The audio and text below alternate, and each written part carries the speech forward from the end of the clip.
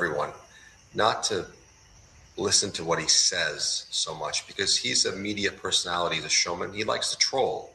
The video was clearly a trolling video. So you pay less attention to what he says, but more attention to what he does. Clearly, the plan for Gaza, what he's laid out, is not compatible with any power in the Middle East that is a U.S. ally, any Arab power. It's been condemned by the Arab League, by the GCC, by the Saudis, by the Jordanians, by the Egyptians. It's simply not going to happen. And there's no appetite in the United States for U.S. troops to go and occupy Gaza. The United States is moving away from its footprint in the Middle East.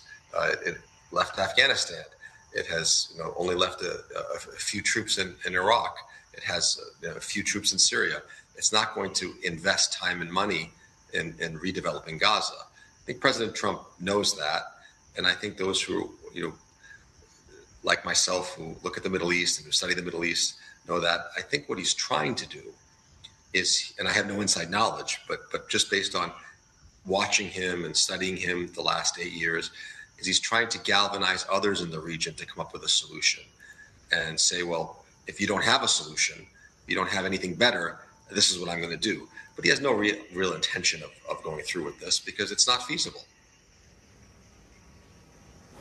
Indeed. And even though the video was tone deaf, at least it has sparked a conversation. Just given the backlash that we've seen from the region online and on social media, do you think this is going to change the narrative or influence the conversation at the Arab leaders meeting, which is coming up on the 4th of March?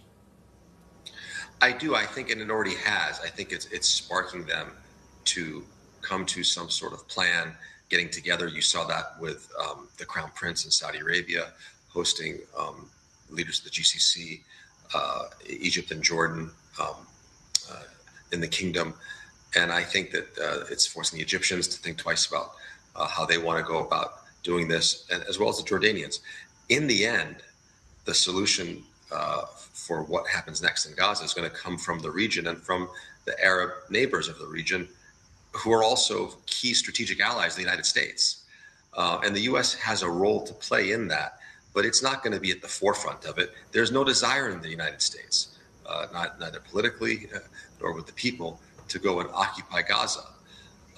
And I think that this is what, this method that President Trump uses to sort of shock and awe with the media, with social media, has proven remarkably effective for him through his political career.